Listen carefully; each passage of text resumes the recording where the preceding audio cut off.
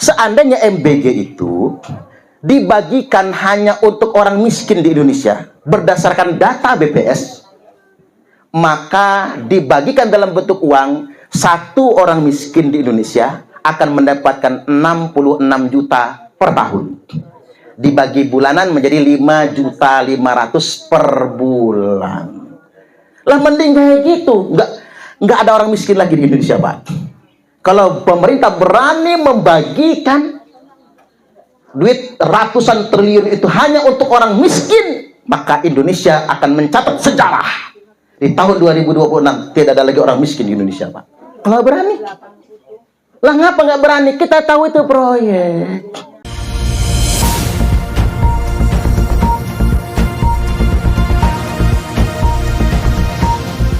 Jadi begini Bapak Ibu hadirin wal hadirat, adapun kita dalam hidup bermasyarakat memang saling menasihati itu penting, Pak. Kritik itu kita anggap sebagai saling menasihati. Asal kata beliau tadi, kritik yang konstruktif, yang membangun. Karena kita itu bertetangga. Itulah mengapa kondisikan grup WhatsApp, Bapak Ibu. Karena mengapa orang itu off control, Pak, kalau komentar di grup WhatsApp. Karena tidak eye contact, tidak mata ketemu mata. Saya ambil contoh, sebel kayak manapun kita sama Jokowi, atau sebel kayak manapun kita sama Prabowo, dasar omon-omon. Kalau Prabowo kan omon-omon, kalau Jokowi pelongo-pelongo gitu ya. Jokowi pelongo-pelongo, Prabowo omon-omon tuh, Pak. Kita dari grup WhatsApp itu, waduh hantem, komen di TikTok, Instagram, bikin status di Facebook, Pak. Karena ngapa? Kita nggak pernah ketemu pandang mata dengan Prabowo dan Jokowi. Coba kalau Prabowo datang ke perumahan kita ini, Pak. Berebut foto mama nih. Bapak-bapak juga selfie.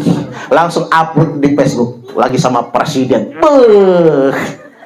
Karena ngapa? Sesuatu yang tidak terinteraksi secara tatap muka memang off control. Kritik itu bagus, Bapak Ibu. Bahkan begini. Wadzakir fa inna dzikra tanfa'ul mu'minin. Berilah kritik, karena kritik itu sangat bermanfaat bagi orang-orang beriman. Saudara kita sebenarnya adalah orang yang mengkritik kita, betul nggak? Walaupun kita berharapnya kritiknya konstruktif, kritik yang membangun. Karena mengapa? Kalau kritiknya konstruktif, ternyata saya memang salah kemarin itu. Benar pendapat dia. Walaupun begini Bapak Ibu, kritik yang destruktif, atau saya nyebutnya negatif lah ya. Kritik yang negatif juga tidak sepenuhnya merugikan kita. Boleh jadi itu bermanfaat juga bagi kita. Prabowo itu, Pak, makin sering dihina, malah derajatnya makin naik.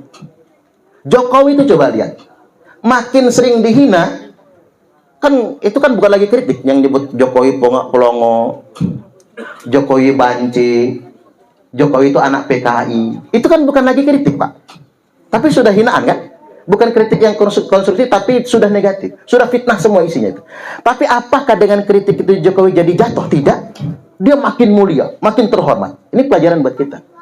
Makin banyak yang nyinyir kita, makin tinggi derajat kita. Itu rumusnya. Maksud saya begini, ini buat presiden lah, Pak. Mudah-mudahan Pak Prabowo nonton YouTube saya nanti ya. Saya nggak pengen tak jadi menteri, saya nggak minta jadi komisaris. Maksud saya begini Pak Prabowo, Mas Gibran Raka Buming Raka juga. Ketika rakyat mengkritik, rakyat bukan benci presiden, tapi rakyat itu justru ingin menolong presidennya. Setuju nggak kira-kira? Bukan mengkritik. Justru yang bahaya itu Bapak Ibu yang ABS, yang asal Bapak senang. Betul nggak kira-kira? Itu yang bahaya. Karena yang menjerumuskan kita itu orang dekat kita sendiri. Makanya di Quran dikatakan inna min azwajikum wa auladikum aduwwan lakum. Hati-hati kata Allah. Binimu dewe, anakmu dewe yang akan menjadi musuh bagi kalian. Fahdharuhum. Hati-hati sama bini dewe. Hati-hati sama anak kita sendiri. Karena itulah musuh kita ketika dia menjerumuskan kita. Sama. Hati-hati, Pak. Kawan dekat kita itu yang bisa menjerumuskan kita. Laporannya bagus. Bagaimana MBG? Bagus Pak Presiden. 1 SPPG nyembelih 1 ekor sapi. Jadi 19.000 SPPG, motong 19.000 sapi per hari. Mantap, kata Presiden. Lah, dia ngomong nyembelih sapi 19.000. Faktanya yang datang Royko rasa sapi. Ini bahaya nih, orang dekat ini bahaya. Ini menjerumuskan, Pak. Lele, satu siswa, 1 ekor lele. Boro-boro. Lele hidup malahan ya, Pak. Saya ingin sampaikan kepada Pak pemerintah, nggak apa-apa ya Pak, dikit ya, nambah ya. Ini kan ceramah saya bukan hanya buat Citra Bumi Permai, ini kan diupload soalnya. Jadi begini Pak, Indonesia ini bukan zaman 30, 45 tahun, 50 tahun yang lalu. Kalau zaman tahun 70, 80, Pak, saya belum hidup itu, karena saya 82 kan. 70 ke 80 itu kata umat, Bapak Ibu, banyak orang yang nggak makan nasi.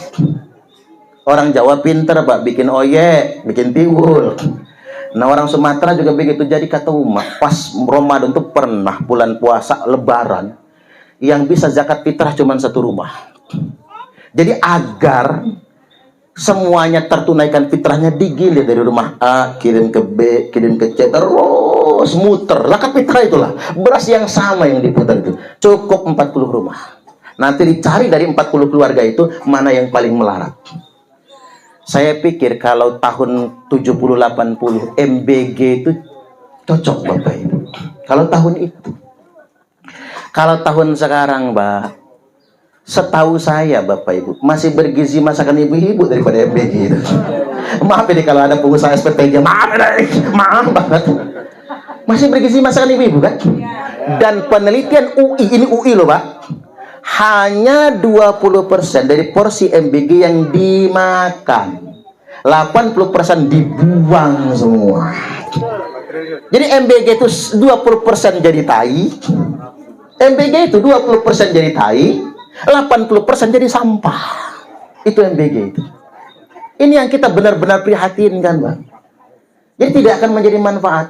Seandainya MBG itu dibagikan hanya untuk orang miskin di Indonesia berdasarkan data BPS, maka dibagikan dalam bentuk uang, 1 orang miskin di Indonesia akan mendapatkan 66 juta per tahun. Dibagi bulanan menjadi 5.500.000 per bulan. Lah mending kayak gitu, nggak ada orang miskin lagi di Indonesia Pak. Kalau pemerintah berani membagikan duit ratusan triliun itu hanya untuk orang miskin, maka Indonesia akan mencatat sejarah. Di tahun 2026 tidak ada lagi orang miskin di Indonesia Pak. Kalau berani. Lah ngapa nggak berani? Kita tahu itu proyek. Apa kata dukun-dukun? Masih mahalan sajen di kuburan kata dia. Di pohon beringin daripada MBG itu. Ini masalah di kita Bapak Ibu. Makanya saya usullah kepada Presiden, kepada Wapres dan pemerintah, ganti sajalah MBG itu dengan sekolah bebas biaya. Setuju gak kira-kira? Tepuk tangan kalau setuju. Kalau bisa dari SD sampai sarjana Bapak Ibu. Kalau bisa, karena ngapa? Sarjana kita itu yang anak-anak kita lulus SMA yang kuliah itu hanya 2% loh. Dari total pelajar Pak, hanya 2%. Sedikit sekali sarjana kita ini. Indonesia itu peringkat ke 130 negara peringkat intelijensinya. Ranking ke 130. Alangkah jauhnya Bapak Ibu. Ranking 10 aja masih goblok katanya. Ini ranking 130. Indonesia ini negara tergoblok ternyata di dunia internasional ini Pak. Ini masalah di kita itu begitu. Atau begini, saya nonton berita Bapak Ibu, nonton berita, baca berita, Gubernur Lampung mengusulkan ke Menteri Dalam Negeri pinjaman 1 triliun ke Bank Jabar Banten, banknya KDM itu, untuk pembangunan infrastruktur di Lampung tahun 2026. Mikir saya Pak, kalau kita bersusah-susah ngemis ke Banten, ke Bank Jabar Banten, mohon ke Menteri Dalam Negeri agar disetujui menjam 1 triliun. Lah kalau uang MBG yang 400 triliun ini Pak, dibagi ke provinsi, 1 provinsi dapat 10 triliun saja. Woi, bukan cuma jalan raya, jalan ke kebun aspal Bapak Ibu. Luar biasa kalau berpikirnya ke sana Bapak Ibu. Atau beginilah kalau mau tetap yang kayak gitu modelnya.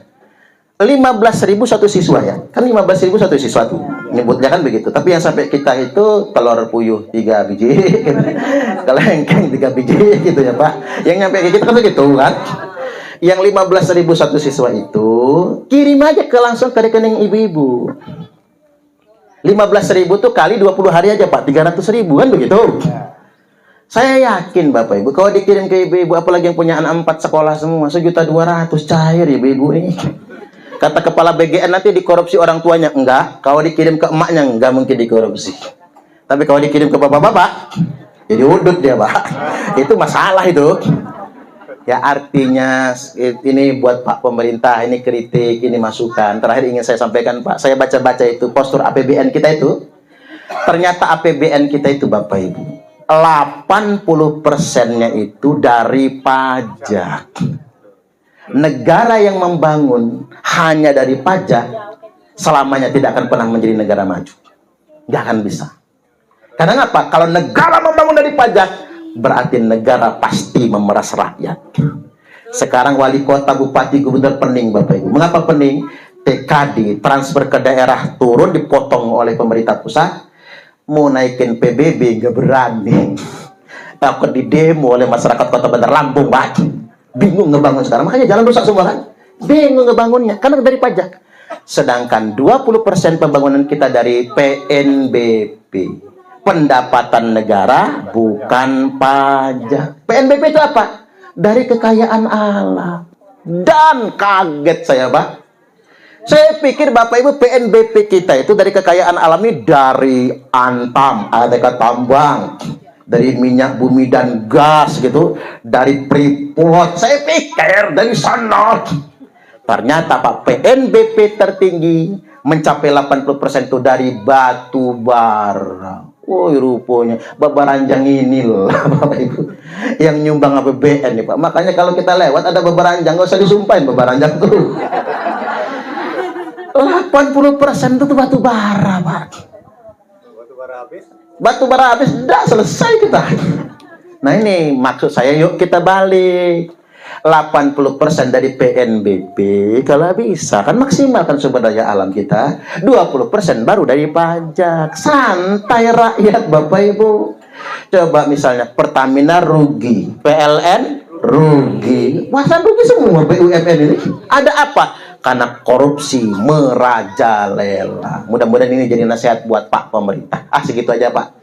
Nanti ada orang politik sebel juga sama saya ya. Ini masukan saja. Jadi kalau umat ini mengingatkan pemerintah bukan melawan, bukan anti pemerintah, tapi semata-mata untuk kebaikan bersama. Mudah-mudahan Indonesia semakin sejahtera. Allahumma amin, amin ya rabbal alamin. Demikian dari saya. Sekarang kita akhiri dengan bersama-sama berdoa. Ya dzal jalali wal ikram.